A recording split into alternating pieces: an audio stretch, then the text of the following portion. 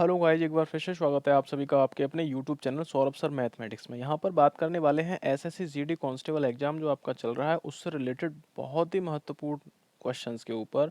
और ये हमारा जीके और जीएस का सेशन रहेगा। 40 नंबर सेशन है। इससे पहले 39 सेशन हम करा चुके हैं। यदि आपने नहीं देखा है तो आप आई बटन पर जाकर उन सेशंस को देख सकते हैं।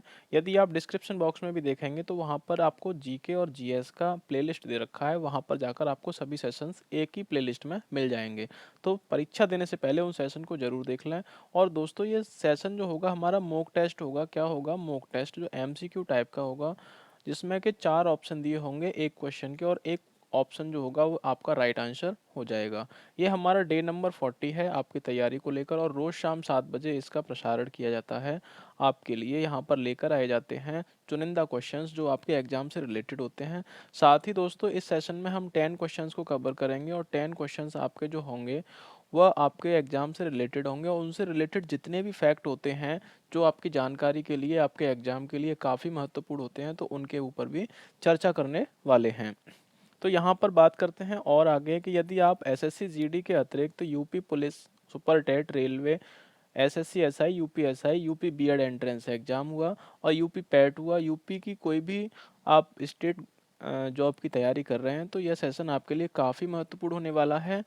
तो स्किप ना करें, पूरा देखें। अगर सेशन पहली बार देख रहे हैं और चैनल को सब्सक्राइब नहीं किया है तो चैनल को सब्सक्राइब कर लें, और पास में बेल आइकन को अवश्य दबा लें, जिससे कि आने वाले और भी सेशंस का नोटिफिकेशन आपको मिल सके और आप अपनी तैयारी को बेहतर कर सकें। तो दोस्तों, यहाँ बात करते हैं अब क्वेश्चन की। क्वेश्चन आया है यहाँ पर, पहला क्वेश्चन आता है कि निम्नलिखित में से कौन सा कर भारत सरकार द्वारा नहीं लगाया जाता है। तो ये आपको बताना है कि कौन सा कर है जो भारत सरकार द्वारा नहीं लगाया जाता है। दोस्तों, ऑप्शंस दे रखे हैं। ऑप्शन ए है सेवा कर, दूसरा है शिक्षा कर, तीसरा है सीमा कर, चौथा है मार्ग कर। राइट आंसर दोस्तों इसका बताएंगे क्या इसका करेक्ट आंसर हो जाएगा, और करेक्ट आंसर आपको कैसे कमेंट करना है वो मैं आपको बता देता हूँ। तो यहाँ पर जैसे ऑप्शन हमारा, क्वेश्चन हमारा फर्स्ट है तो फर्स्ट लिखेंगे, और अगर ऑप्शन हमारा ए सही है तो ए, बी सही है तो बी, सी सही है तो सी, और डी सही है तो डी। इस तरह से आपको एक ऑप्शन को कमेंट करना है जो भी आपका ऑप्शन सही है। आपकी तैयारी इससे काफ़ी बेटर होने वाली है, तो स्किप ना करें, सेशन को पूरा देखें। बताएंगे दोस्तों इसका जो राइट आंसर हो जाएगा कि कौन सा है जो भारत सरकार द्वारा नहीं लगाया जाता है। तो सेवा कर है, शिक्षा कर है, सीमा कर है, या मार्ग कर है। फटाफट से उससे इसका आंसर बता दीजिए क्या इसका राइट आंसर हो जाएगा। तो दोस्तों, ये मार्ग कर है, ये आपका करेक्ट आंसर हो जाएगा। कौन सा दोस्तों? मार्ग कर, ऑप्शन ए एकदम से राइट आंसर हो जाएगा। अब बात कर लेते हैं दोस्तों कि यहाँ पर जो टैक्स लगाए जाते हैं, जो कर लगाए जाते हैं, वो सेंट्रल गवर्नमेंट और स्टेट गवर्नमेंट के थ्रू जो लगाए जाते हैं, किस हिसाब से लगाए जाते हैं, ये आपको बताने वाले हैं। तो यहाँ पर टैक्स है, इधर आता है दोस्तों आपका सेंट्रल गवर्नमेंट है, इधर सेंट्रल गवर्नमेंट है, और इधर स्टेट गवर्नमेंट है। तो स्टेट गवर्नमेंट कौन कौन से टैक्स लगाती है ये आपको याद रखना है। तो जो सेंट्रल गवर्नमेंट का होता है दोस्तों एक्साइज ड्यूटी होता है, उधर देखा जाए स्टेट गवर्नमेंट का तो वैट होता है, वैल्यू एडिड जो टैक्स होता है। आगे बात करते हैं दोस्तों, तो यहाँ पर ये सर्विस टैक्स होता है सेंट्रल गवर्नमेंट में, दूसरा होता है एडीई होता है, तीसरा सरचार्ज होता है, और यहाँ पर स्टेट गवर्नमेंट में करें बात तो यहाँ पर सीएसटी होता है, परचेज टैक्स होता है, लग्जरी टैक्स होता है। तो ये आपको दोस्तों याद रखना है। और भी टैक्स होते हैं यहाँ पर देखिए, जैसे सीवीडी एंड एसईडी टैक्स होता है, सरचार्ज सीईएसएस होता है, और एंट्री टैक्स भी स्टेट गवर्नमेंट लगाती है। तो यहाँ पर टैक्स की बात की गई है। यहाँ पर ये फ्लो चार्ट है दोस्तों आपका कि कौन कौन से टैक्सेज होते हैं जो सेंट्रल गवर्नमेंट के कौन से हैं। तो एक्साइज ड्यूटी है, सर्विस टैक्स है, एडीई है, और सरचार्ज सीईएसएस है, और सीवीडी एंड एसईडी होता है। और स्टेट गवर्नमेंट जो टैक्स लगाती है वो वैट टैक्स लगाती है, सीएसटी है, परचेज टैक्स है, लग्जरी टैक्स है, सरचार्ज है, और एंट्री टैक्स है। और ये मार्ग कर आपको जो बताया गया है, मार्ग यानी सड़क पर जो कर लगता है, वो भी आपका कौन लगाता है? तो स्टेट गवर्नमेंट लगाती है। नेक्स्ट बात कर लेते हैं, क्वेश्चन आता है यहाँ पर, क्वेश्चन नंबर दूसरा है। देखते हैं यहाँ पर क्वेश्चन 2 क्या कह रहा है। तो दोस्तों, क्वेश्चन दे रखा है यहाँ पर, भारतीय संविधान में आपात संबंधी उपबंध भारत शासन अधिनियम 1935 और के संविधान से लिया गया है। तो किस किस के संविधान से लिया गया है? 1935 में आपका आपात उपबंध है, उसके अतिरिक्त किस के संविधान से भारतीय संविधान में आपात संबंधी उपबंधों को समाहित किया गया है, ये आपको बताना है। ऑप्शन ए दे रखा है, ऑप्शन ए है दक्षिण अफ्रीका, बी है जर्मनी के बीमर संविधान, सी है कनाडा और डी है पूर्व सोवियत संघ। राइट आंसर दोस्तों इसका बताएंगे, क्या इसका करेक्ट आंसर हो जाएगा, फटाफट से कमेंट कर देंगे दोस्तों। तो यहाँ पर बात करने वाले हैं दोस्तों, ये क्या है, आपात उपबंध की। तो कितनी आपात उपबंध जो हमारी शक्तियाँ होती हैं वो किसके हाथ में होती हैं, तो दोस्तों राष्ट्रपति के हाथ में होती हैं। किसके, राष्ट्रपति राष्ट्रपति के हाथ में होती हैं आपात उपबंध की जो भी शक्तियां होती हैं दोस्तों। और आपात जो होते हैं तीन प्रकार के होते हैं। कौन कौन से आपात होते हैं, एक राष्ट्रीय आपातकाल होता है, एक राष्ट्रपति शासन होता है और तीसरा वित्तीय आपातकाल होता है। तो इन तीनों के बारे में चर्चा करेंगे और इनके जो अनुच्छेद होते हैं उनके बारे में भी दोस्तों यहाँ पर क्या करेंगे, चर्चा करेंगे। तो जो 352 अनुच्छेद होता है 352, ये किससे रिलेटेड होता है, तो यह राष्ट्रीय आपातकाल से रिलेटेड होता है दोस्तों। राष्ट्रीय आपातकाल से रिलेटेड 352 अनुच्छेद होता है। और 356 की अगर बात की जाए, 356 की अगर बात की जाए तो यह राष्ट्रपति शासन से यह क्या होता है दोस्तों, संबंध रखता है। और अगर बात की जाए 360 जो अनुच्छेद है उसकी, तो यह वित्तीय आपातकाल से यहाँ पर ये संबंध रखता है। तो ये आपको याद रखना है कि कितने तरह के आपातकाल होते हैं। तो एक तो होता है राष्ट्रीय आपातकाल, दूसरा होता है राष्ट्रपति शासन और तीसरा होता है वित्तीय आपातकाल। तो ये आपको दोस्तों याद रखना है। और यहाँ पर बात करते हैं दोस्तों कि अब यह किसके संविधान से लिया गया है, जो राष्ट्रीय आपातकाल होता है तो वह जर्मनी के वीमर संविधान से भारतीय संविधान में सम्मिलित किया गया है आपातकालीन स्थितियों को लागू करने के लिए। तो यहाँ पर दोस्तों बात करते हैं जर्मनी की, तो जर्मनी ने आपात उपबंध दिया है। दक्षिण अफ्रीका की अगर बात करते हैं तो दक्षिण अफ्रीका ने क्या दिया है दोस्तों, तो दक्षिण अफ्रीका ने संविधान संशोधन की जो प्रक्रिया है वह संविधान संशोधन की वह दक्षिण अफ्रीका ने दी है। और कौन सा अनुच्छेद होता है उसमें, तो 368 जो अनुच्छेद है उसमें इसको वर्णित किया गया है कि संविधान में कोई भी संशोधन संसद द्वारा किया जा सकता है। बात करते हैं यहाँ पर कनाडा की, तो कनाडा में बात करते हैं तो कनाडा ने क्या दिया है दोस्तों, तो कनाडा केंद्र द्वारा राज्यपाल की नियुक्ति करता है। ये वाला जो संविधान जो संशोधन लिया गया है, ये वाला जो भाग लिया गया है वह कहाँ से लिया गया है, कनाडा से लिया गया है। अब यहाँ बात करते हैं पूर्व सोवियत रूस की, तो रूस ने क्या दिया है दोस्तों, तो मूल कर्तव्यों को रूस से लिया गया है। मूल कर्तव्य जो हैं उनको लिया गया है कहाँ से दोस्तों, तो रूस से लिया गया है, ये आपको याद रखना है। नेक्स्ट क्वेश्चन की बात कर लेते हैं यहाँ पर कि मालवा के किस शासक के शासनकाल में मालवा राज्य का विलय अकबर द्वारा मुगल साम्राज्य में कर लिया गया था। आपको बताना है इसका राइट आंसर। ऑप्शन ए है महमूद शाह, दूसरा गयासुद्दीन शाह, तीसरा हुसंग शाह, चौथा है बाज बहादुर। राइट आंसर दोस्तों इसका कमेंट कर देंगे। और राइट आंसर आपको किसका कमेंट करना है कि मालवा के किस शासक के शासनकाल में मालवा राज्य का विलय अकबर द्वारा मुगल साम्राज्य में कर लिया गया था। तो मालवा राज्य का जो शासक था उसके शासनकाल में अकबर ने उस मालवा राज्य को अपने मुगल साम्राज्य में मिला लिया था। तो वह कौन से जो शासक थे मालवा राज्य के, वो आपको दोस्तों बताना है, फटाफट से बताएंगे। मोहम्मद शाह थे, गयासुद्दीन शाह थे, हुसंग शाह थे या बाज बहादुर थे। फटाफट से आंसर कमेंट कर दीजिए इसका क्या आंसर हो जाएगा। तो इसका राइट आंसर हो जाएगा दोस्तों बाज बहादुर। बाज बहादुर जो थे वो मालवा राज्य के कौन थे दोस्तों, मालवा राज्य के वह शासक थे। और उनके शासन में ही मालवा राज्य को अकबर ने अपने मुगल साम्राज्य में शामिल कर लिया था, ये आपको याद रखना है। और यहाँ अकबर की अगर बात की जाती है तो अकबर कौन सा एम्परर था, मुगल बादशाह था। तो कौन सा मुगल बादशाह था दोस्तों, तो वह तीसरे नंबर का थर्ड मुगल एम्परर था। कौन, अकबर। अकबर से पहले हुमायूं और बाबर थे, ये आपको याद रखना है। तो सबसे पहले जो मुगल साम्राज्य की जो स्थापना की थी, तो आगे बात करते हैं, ये है मुगल एम्पायर। आपको दिख रहा है यहाँ पर क्या है दोस्तों, मुगल एम्पायर है ये यहाँ पर दोस्तों। और इसकी जो राजधानी थी आपको बताना है, तो इसकी राजधानी आगरा थी, ये आपको याद रखना है। दूसरी इसकी राजधानी जो थी वह लाहौर थी, ये भी आपको याद रखना है। और आगरा के पास में जो फतेहपुर सीकरी है, जो लोकसभा निर्वाचन क्षेत्र है, वो भी इसकी राजधानी थी। किसकी, के ये जो मुगल साम्राज्य की राजधानी थी। और इसकी जो स्थापना की थी वो किसने की थी, तो बाबर ने की थी। इसकी स्थापना किसने, बाबर ने। उसके बाद में कौन आया था, तो बाबर का बेटा हुमायूं आया था। हुमायूं, हुमायूं के बाद आया था अकबर, अकबर के बाद कौन आया था आपको बताना है, तो जहांगीर, जहांगीर के बाद कौन आया था, तो शाहजहां आया था, शाहजहां के बाद औरंगजेब, औरंगजेब आया था। और ये बाबर ने कब स्थापना की थी, तो 1526 में स्थापना की थी। कब, 1526 में औरंगजेब आया था। और औरंगजेब जिसका सबसे लास्ट जो शासक था वो कौन था, तो 1858 की ईस्वी में बहादुर शाह जफर, जो था, जफर इसका लास्ट शासक था। ये आपको याद रखना है। अब यहाँ पे देख दोस्तों, ये बात करते हैं ग्रोथ ऑफ मुगल एम्पायर की। तो ग्रोथ ऑफ मुगल एम्पायर में आप देखेंगे कि ये जो ब्लू लाइन से घिरा हुआ क्षेत्र है वह काबुल यहाँ पर है, और लाहौर भी है। तो ये किसके द्वारा घिरा हुआ है, तो मुगल एम्पायर, ये बाबर ने, इसका राज्य क्षेत्र इतना था बाबर का, ये आपको दिखाई दे रहा है। उसके बाद अकबर द्वारा इतना जो ये आपको येलो दिखाई दे रहा है, ये पूरा का पूरा अकबर ने अपने शासनकाल में लिया था इसको, ये आपको देखना है। और इसमें जो मालवा राज्य था वो भी अकबर ने अपने अधीन ले लिया था। अब यहाँ पर ये जो ऑरेंज कलर में आपको दिखाई दे रहा है, ये किसने लिया था, तो दोस्तों ये औरंगजेब ने अपने शासनकाल में इसको मिलाया था।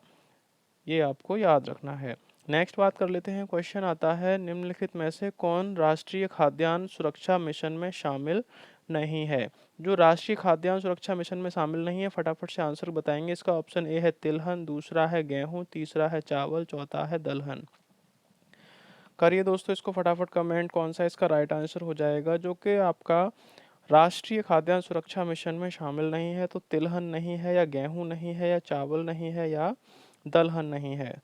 तो दोस्तों यहाँ पर बात करते हैं इसके करेक्ट आंसर की। तो जो तिलहन है वह क्या है दोस्तों, राष्ट्रीय खाद्यान्न सुरक्षा में शामिल नहीं है। बाकी आपका गेहूं शामिल है, चावल शामिल है, और दलहन भी शामिल है। बात कर लेते हैं यहाँ पर। अब इनकी खाद्यान्न की अगर बात की जाती है, तो खाद्यान्न से संबंधित जो भी क्रांतियाँ हुई थी उनके बारे में। तो हरित क्रांति हुई थी, तो हरित क्रांति का जो जनक थे वह भारत के कौन से थे, तो एम एस स्वामीनाथन थे। श्वेत क्रांति की अगर बात करते हैं तो डॉक्टर वर्गीज कुरियन। रजत क्रांति की इंदिरा गांधी। नीली क्रांति की डॉक्टर अरुण कृष्णन। गुलाबी क्रांति की दुर्गेश पटेल। स्वर्ण क्रांति के निरपख तू तेज। और पीली क्रांति की अगर बात करते हैं तो यहाँ पर सैम पित्रोदा, राजीव गांधी, ये क्या थे, जनक थे इन जो क्रांतियां थीं खाद्यान्न से संबंधित उनके। अब बात कर लेते हैं कौन सी क्रांति किस खाद्यान्न से संबंधित थी। तो यहाँ पर दे रखा है दोस्तों, आपको देखना है कि कौन कौन सी थी। तो यहाँ पर एक हरित क्रांति है, वो खाद्यान्न उत्पादन से थी। श्वेत क्रांति जो थी वो दुग्ध उत्पादन से थी। नीली क्रांति जो थी वो मृत्स्य उत्पादन से थी। भूरी क्रांति जो थी उर्वरक उत्पादन से थी। और रजत क्रांति जो है अंडा उत्पादन से है। पीली क्रांति तिलहन उत्पादन से है। ये आपको दोस्तों याद रखना है। यहाँ से आपका 1 से 2 नंबर आपके एग्जाम में काफ़ी महत्वपूर्ण भूमिका निभाएंगे। 1 से 2 क्वेश्चन आपके यहाँ से बिल्कुल फंसते हैं इन क्रांतियों से। नेक्स्ट बात कर लेते हैं कि लोकसभा के प्रथम आम चुनाव कब हुआ था। तो ये आपको बताना है, जो लोकसभा का प्रथम आम चुनाव हुआ था वह कब हुआ था। ऑप्शंस दे रखे हैं, 1949 में, 1952 में, 1950 में, 1954 में। जो प्रथम लोकसभा के आम चुनाव हुए थे वह कब हुए थे, किस सन में हुए थे, ये आपको बताना है। तो ऑप्शन ए है 1949, 1952, 1950, 1954। राइट आंसर दोस्तों कमेंट करिए, क्या इसका राइट आंसर हो जाएगा ए, बी, सी, डी। जो भी आपका राइट आंसर है फटाफट से कमेंट कर दीजिए दोस्तों इसका राइट आंसर। तो दोस्तों यहाँ पर इसका जो राइट आंसर है 1952 है। 1952 में लोकसभा के प्रथम आम चुनाव हुआ था। अब प्रथम आम चुनाव की अगर बात करते हैं तो दोस्तों ये प्रथम जो आम चुनाव था उसका ये विवरण है नवभारत टाइम से जो लिया गया है, आपका जो प्रथम आम चुनाव का विवरण है।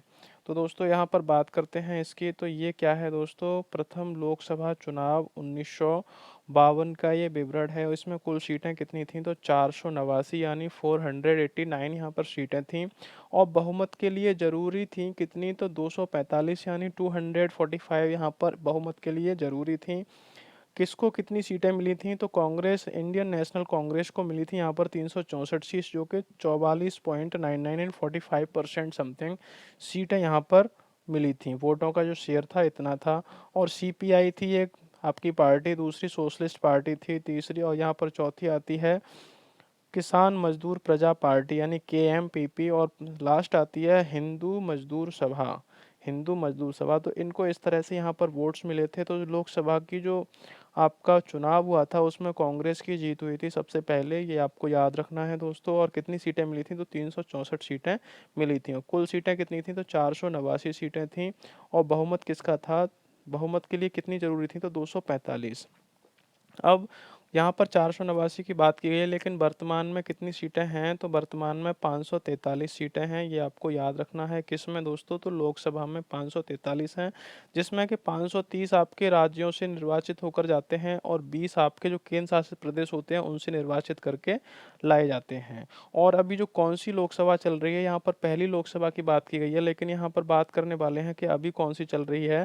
तो 2019 से 17वीं लोकसभा चल रही है दोस्तों। कौन सी? 17वीं लोकसभा। और इसका कार्यकाल कब तक का रहेगा दोस्तों? तो 2024 तक का इसका कार्यकाल रहेगा। कितना? 2024 तक का इसका कार्यकाल रहेगा। उसके बाद में दोबारा से चुनाव होंगे और 18वीं लोकसभा चालू हो जाएगी। तो दोस्तों ये भी आपको याद रखना है। बाकी की बात करेंगे यहाँ लोकसभा की नेक्स्ट आने वाले क्वेश्चन में। तो यहाँ बात करते हैं, क्वेश्चन आता है, क्वेश्चन नंबर है 6। उत्तर से दक्षिण की ओर चलते हुए, उत्तर से दक्षिण की ओर चलते हुए निम्नलिखित बंदरगाहों में कौन सा समूह सही क्रम में है? तो उत्तर से दक्षिण की ओर जाना यानी हिमालय से आपको कन्याकुमारी की तरफ जाना है और उसमें सही क्रम में लगे हुए बंदरगाहों को आपको बताना है। तो ऑप्शन ए दे रखा है चेन्नई, तूतीकोरन, विशाखापट्टनम, पारादीप। बी है आपका पारादीप, चेन्नई, विशाखापट्टनम, तूतीकोरन। सी है विशाखापट्टनम, पारादीप, चेन्नई, तूतीकोरन। और डी है पारादीप, विशाखापट्टनम, चेन्नई, तूतीकोरन। राइट आंसर दोस्तों बता दीजिए, इसका क्या आंसर करेक्ट हो जाएगा? फटाफट से आंसर कमेंट करेंगे कि उत्तर से दक्षिण की ओर चलते हुए निम्नलिखित बंदरगाहों का सही क्रम आपको बताना है। Option A Chennai, Tuticorin, Visakhapatnam, Paradip. B Paradip, Chennai, Visakhapatnam, Tuticorin. Visakhapatnam, Paradip, Chennai, Tuticorin. और पारादीप, विशाखापट्टनम, चेन्नई, तूतीकोरन। तो दोस्तों इसका जो करेक्ट आंसर है आपका ऑप्शन डी एकदम से राइट आंसर हो जाएगा। जो पारादीप है, फिर विशाखापट्टनम है, फिर चेन्नई है और फिर तूतीकोरन है। यदि आप हिमालय की तरफ से कन्याकुमारी की तरफ चलते हो तो यही आपका क्रम एकदम से सही रहेगा। ऑप्शन डी जो है आपका एकदम से राइट आंसर दोस्तों हो जाएगा, ऑप्शन डी। अब पारादीप यहाँ पर है, विशाखापट्टनम है, चेन्नई है और तूतीकोरन है। देखते हैं यहाँ पर आपको दिखा देते हैं एक बार कि इनका सही क्रम सही बनता है कि नहीं ऑप्शन डी के हिसाब से। तो दोस्तों ये है आपका भारत का जो नक्शा है उसमें इनको दिखाया गया है। तो यहाँ पर देखेंगे इसको कि क्या दिखाया गया है दोस्तों। देखिए यहाँ पर ये पाराद्वीप आपको दिख रहा है, तो पाराद्वीप कहाँ पर है? उड़ीसा में है दोस्तों। कहाँ पर है? उड़ीसा में। ये जो आपका स्टेट है, ये कौन सा स्टेट है? ये उड़ीसा स्टेट है। और उड़ीसा की जो राजधानी है दोस्तों भुवनेश्वर है। एक बात और आपको बतानी है, जो कि आपकी वर्तमान में राष्ट्रपति हैं द्रौपदी मुर्मू, वह कहाँ की हैं? निवासी थी, जो मूल निवासी थी वह उड़ीसा राज्य की निवासी थी। ये भी आपको याद रखना है। अब पारादीप के बाद आता है दोस्तों विशाखापट्टनम। यहाँ विशाखापट्टनम, विशाखापट्टनम कहाँ पर है? तो वह आंध्र प्रदेश में है। आंध्र प्रदेश की जो राजधानी है दोस्तों आपकी वह अमरावती है। और आंध्र प्रदेश में से जो एक राज्य और निकल कर बना था उसका क्या नाम था? तो उसका नाम क्या था दोस्तों? तेलंगाना था। और तेलंगाना की जो राजधानी है वो कौन सी है? हैदराबाद है। अब यहाँ पर आती है बात चेन्नई की। चेन्नई भी आपका बंदरगाह में उसमें दे रखा था। तो चेन्नई कहाँ पर है दोस्तों? तो चेन्नई जो है केरल की राजधानी है दोस्तों। किसकी राजधानी है? केरल की चेन्नई है और वो एक बंदरगाह भी है अपने आप में। अब बात करते हैं तूतीकोरन की। तो यहाँ तूतीकोरन भी आपका कहाँ पर पड़ता है? तो वह केरल में पड़ता है। ये आपको याद रखना है। तो दोस्तों सबसे पहले कौन सा आना चाहिए था हमारा? यहाँ पर नंबरिंग कर देते हैं, आप उसके बाद स्क्रीनशॉट ले लेना। तो नंबरिंग करते हैं तो दोस्तों Paradip first, Visakhapatnam second, Chennai third और तूतीकोरन फोर्थ। तो इसी तरह से जो हमारा फोर्थ क्वेश्चन, फोर्थ जो ऑप्शन था एकदम से राइट आंसर था। आप इसका स्क्रीनशॉट ले सकते हो अपनी नॉलेज के लिए। अगर यहाँ बात की जाती है तो मुंबई है आपका, फिर मर मरमुगांव है, फिर न्यू मंगलौर है और फिर कोचीन है। यह इस तरह पश्चिमी तट के बंदरगाह हो जाते हैं और ये पूर्वी तट के बंदरगाह आपको यहाँ पर दे रखे हैं दोस्तों। तो इनको अच्छे से याद रखें, ये पूछ लिए जाते हैं एग्जाम में इसी क्रम में। बात करते हैं यहाँ पर दोस्तों, नेक्स्ट आता है क्वेश्चन 7 है कि संस्कारों की संख्या, कुल संख्या कितनी है? तो संस्कारों की आपको कुल संख्या बतानी है। तो ऑप्शन ए है 14, ऑप्शन बी है 15, ऑप्शन सी है 16, ऑप्शन डी है 18। राइट आंसर दोस्तों कमेंट कर दीजिए, इसका क्या आंसर होगा। संस्कारों की कुल संख्या है वह कितनी है। सनातन धर्म के अनुसार जो संस्कार होते हैं वह कितने होते हैं, आपको संख्या बतानी है। Option A 14, option B 15, option C 16, option D 18। तो दोस्तों संस्कारों की अगर संख्या की बात की जाती है तो सनातन धर्म के अनुसार 16 संस्कार पाए जाते हैं। कितने हैं संस्कार, 16 संस्कार हैं। ऑप्शन सी एकदम से राइट आंसर हो जाएगा। अब एक नज़र डाल लेते हैं जो भी संस्कार होते हैं उनके ऊपर कि कितने संस्कार हैं दोस्तों, 16। तो सनातन धर्म के 16 संस्कारों को यहाँ पर देखते हैं जल्दी जल्दी से फटाफट अंदाज में। तो गर्भाधान संस्कार एक पहला होता है, दूसरा पुंसवन संस्कार होता है, तीसरा है सीमंतोन्नयन संस्कार, चौथा है जात कर्म संस्कार, पांचवा है नामकरण संस्कार, छठवां है निष्क्रमण संस्कार, सातवां है अन्नप्राशन संस्कार और आठवां है चूड़ाकर्म संस्कार, नवां है कर्ण भेद संस्कार, दसवां है विद्यारंभ संस्कार, 11वां जो आपका आता है यज्ञोपवीत संस्कार, 12वां वेदारंभ संस्कार, चौथा है केश और 13वां है केशांत संस्कार और 14वां है समावर्तन संस्कार, 15वां है विवाह संस्कार और 16वां है दोस्तों अंत्येष्टि संस्कार। तो इस तरह से सनातन धर्म के कितने संस्कार हैं दोस्तों, वह 16 संस्कार हैं जो कि आपके सामने दिए हुए हैं। तो संस्कारों की बात की गई थी तो कितने हैं टोटली दोस्तों, 16 हैं और 16 को भी मैंने आपको दिखा दिया है। आपको अच्छे से याद हो जाएगा कि संस्कार कितने होते हैं, तो 16 होते हैं। नेक्स्ट बात कर लेते हैं, क्वेश्चन आता है अमेरिका में फ्री हिंदुस्तान अखबार किसने शुरू किया था। तो आपको बताना है। ऑप्शन ए है रामनाथ पुरी ने, ऑप्शन बी है जीडी कुमार ने, ऑप्शन सी है लाला हरदयाल, ऑप्शन डी तारकनाथ दास। राइट आंसर दोस्तों बताएंगे इसका क्या करेक्ट आंसर हो जाएगा। जो अमेरिका में फ्री हिंदुस्तान अखबार की शुरुआत की थी वह किसने की थी, जल्दी से बताएंगे दोस्तों। तो यहाँ रामनाथ पुरी है, जीडी कुमार है, लाला हरदयाल और यहाँ पर आता है आपका तारकनाथ दास। फटाफट से आंसर कमेंट कर दीजिए दोस्तों, इसका क्या आंसर हो जाएगा। तो इसका जो करेक्ट आंसर है तारकनाथ दास है दोस्तों। क्या है, ऑप्शन डी एकदम से राइट आंसर है दोस्तों। क्या है, तारकनाथ दास, जो कि अमेरिका में फ्री हिंदुस्तान अखबार शुरू करने वाले थे। अब बात करते हैं कुछ क्वेश्चंस जो अखबारों से रिलेटेड आते हैं आपके एग्जाम में। तो यहाँ अखबार और विवरण और संस्थापक दे रखे हैं दोस्तों। तो यहाँ पर जो बंगाल गजट है, क्या है दोस्तों बंगाल गजट, तो यह किसने संपादित किया था दोस्तों। तो यह प्रकाशित पहला साप्ताहिक समाचार पत्र था। क्या था, पहला साप्ताहिक समाचार पत्र था। और इसके जो संपादक थे वह कौन थे, तो जेम्स अगस्ट हिक्की। तो जेम्स ए हिक्की के नाम से इनको जाना जाता है और क्वेश्चन में ज़्यादातर यही आता है ऑप्शन में, जे ए हिक्की या जेम्स ए हिक्की। किसकी स्थापना की थी दोस्तों इन्होंने, तो साप्ताहिक समाचार पत्र के संपादक थे और बंगाल गजट के संपादक थे। दूसरा आता है आपका बॉम्बे समाचार। तो एशिया का सबसे पुराना समाचार पत्र और भारत का सबसे पुराना लगातार प्रकाशित होने वाला समाचार पत्र के नाम से इसको जाना जाता है।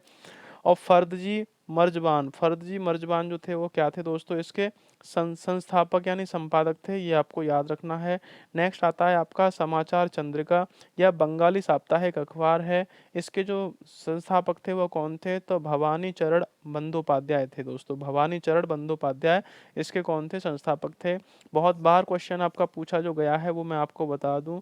तो बंगाल गजट कम से कम ये समझ लीजिए कि आपका एग्जाम में अगर छूटता ही है ये क्वेश्चन, लेकिन नहीं तो हाँ प्रत्येक एग्जाम में यह क्वेश्चन आता है कि बंगाल गजट के संस्थापक थे वह कौन थे, तो जेम्स ए हिक्की थे।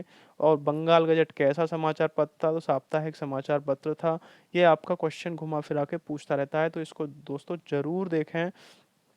नेक्स्ट बात कर लेते हैं कि भारतीय संविधान में स्पष्ट प्रेस की जो आज़ादी की व्यवस्था नहीं करता। भारतीय संविधान स्पष्ट प्रेस की आज़ादी की व्यवस्था नहीं करता है, किंतु यह आज़ादी अंतर्निहित है। तो किस में अंतर्निहित है, आपको बताना है दोस्तों। ऑप्शन ए है 19 प्रथम, अ में 19 द्वितीय, ब में 19 प्रथम, स में 19 प्रथम, द में। राइट आंसर दोस्तों बताएंगे इसका क्या करेक्ट आंसर हो जाएगा, जो कि इसमें कहा गया है क्वेश्चन में आपसे कि भारत का संविधान स्पष्टतः प्रेस की आज़ादी की व्यवस्था नहीं करता है, किंतु यह आज़ादी अंतर्निहित है। किस अनुच्छेद में है, ऑप्शन ए 19 प्रथम अ में, ऑप्शन बी है 19 द्वितीय ब में, ऑप्शन सी है 19 प्रथम स में, ऑप्शन डी है 19 प्रथम द में। तो इसका जो करेक्ट आंसर है दोस्तों ये ऑप्शन ए एकदम से राइट आंसर है, 19 प्रथम अ। 19 ए के फर्स्ट प्रथम में यहाँ पर ये आज़ादी दे रखी है किसके लिए, तो दोस्तों प्रेस की स्वतंत्रता की आज़ादी है उसको दे रखा है। अब बात कर लेते हैं यहाँ पर जो 19 से लेकर आपकी जो स्वतंत्रता है स्वतंत्रता जो दे रखी है आपकी 19 से लेकर अनुच्छेद 19 से 22 तक जो स्वतंत्रताएं दी हैं उनके बारे में कर लेते हैं बात कि यहाँ पर अनुच्छेद 19 में क्या वर्णित है। तो स्वतंत्रता के 6 अधिकारों का संरक्षण करता है। ऑप्शन पहले स्वतंत्रता किसकी होती है? भाषण और अभिव्यक्ति की स्वतंत्रता है। दूसरी सभा की, तीसरी संगठन की, चौथा गति की, पांचवा निवास स्थान की और छठवां पेशा की। यहाँ पर ये आपको याद रखना है कि इस तरह की स्वतंत्रताएं आपको दी गई हैं। अब यहाँ पर भाषण की स्वतंत्रता की अगर बात की जाए तो आपको भाषण की और अभिव्यक्ति की स्वतंत्रता है, लेकिन दूसरे की स्वतंत्रता उसमें बाधित न हो इतना आपको स्वतंत्रता है। सभा आपको करने की स्वतंत्रता है, लेकिन उसमें और जो लोग हैं उनको कोई भी प्रॉब्लम नहीं होनी चाहिए। इस जगह पर आप सभा अपनी जोड़िए।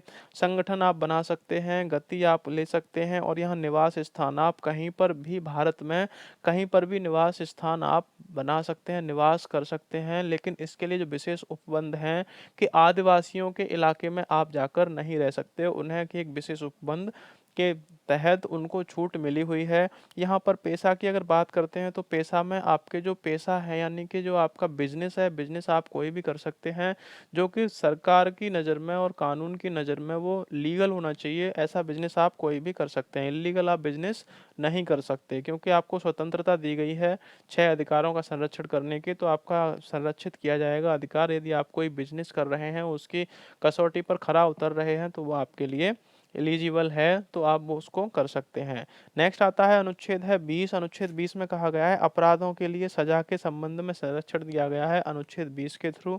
अगला है आपका 21 है, तो जीवन और व्यक्तिगत स्वतंत्रता का जो अधिकार है, जब आपका राष्ट्रपति शासन लगता है तो यह दोनों जो अधिकार हैं दोस्तों 19 और 20 उन सॉरी अनुच्छेद 20 और 21 ये आपके निलंबित नहीं होते, बाकी के आपके मूल अधिकार हैं जो वह निलंबित हो जाते हैं। अब आते हैं अनुच्छेद 21 का ए, तो प्रारंभिक शिक्षा का अधिकार है। तो प्रारंभिक शिक्षा में क्या है दोस्तों, तो 6 से लेकर 14 वर्ष के बच्चों के लिए निःशुल्क और अनिवार्य शिक्षा का प्रावधान किया गया है और यह एक आपका फंडामेंटल राइट बन चुका है, मूल अधिकार बन चुका है।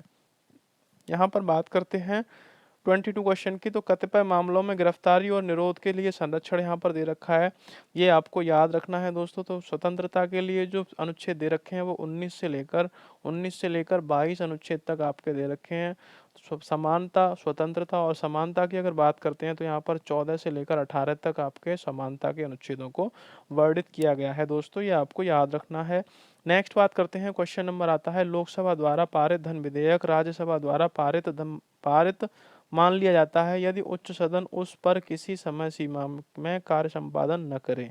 तो जो लोकसभा धन विधेयक पारित करता है और राज्यसभा द्वारा भी उसको पारित मान लिया जाता है यदि उच्च सदन यानी कि राज्यसभा पर किसी समय सीमा के कार्य संपादन न करे, यानी कि राज्यसभा उसको रोके रखता है अपने पास में और लोकसभा ने जो विधेयक भेजा होता है धन विधेयक उसको यदि राज्यसभा रोके रखता है और तो कितनी समय सीमा के बाद में उस धन विधेयक को पारित मान लिया जाता है, ये आपको बताना है। तो ऑप्शन ए है 10 दिन, ऑप्शन बी 14 दिन, ऑप्शन सी 30 दिन, ऑप्शन डी 40 दिन। करेंगे दोस्तों यहाँ पर आंसर कमेंट, क्या आपका आंसर हो जाएगा? फटाफट से आंसर कमेंट कर दीजिए कि लोकसभा द्वारा पारित धन विधेयक राज्यसभा में भेजा जाता है और राज्यसभा उसको कुछ नहीं कहता है, उस पर कोई टिप्पणी नहीं करता है, कितने समय बाद उसको पारित मान लिया जाएगा। तो यहाँ ऑप्शन ए 10 दिन, 14 दिन, 30 दिन और 40 दिन। तो इसका जो करेक्ट आंसर है दोस्तों ऑप्शन बी एकदम से राइट आंसर हो जाएगा। 14 दिन बाद उसको पारित मान लिया जाता है लोकसभा के द्वारा भेजे गया जो आपका विधेयक होता है उसको। कहाँ पर भेजा जाता है? तो राज्यसभा में। राज्यसभा में यदि उस पर प्रतिक्रिया नहीं आती है तो वह पारित मान लिया जाता है। कितने दिन बाद? 14 दिन बाद। ये 14 वर्किंग डेज आपके लगते हैं दोस्तों। अब यहाँ पर दोस्तों बात की गई थी लोकसभा की और राज्यसभा की, तो यहाँ पर बात कर लेते हैं। देखिए यहाँ लोकसभा की जो सीटें हैं 543 है, मैं पहले बता चुका हूँ, और राज्यसभा की जो सीटें हैं 245 हैं। इसमें अब कोई भी जो लोकसभा सदस्य होते हैं मनोनीत नहीं किए जाते, लेकिन इसमें अब भी 12 सदस्यों को मनोनीत किया जाता है दोस्तों, ये आपको याद रखना है। ये अस्थाई सदन है और यह स्थायी सदन है, ये आपको याद रखना है।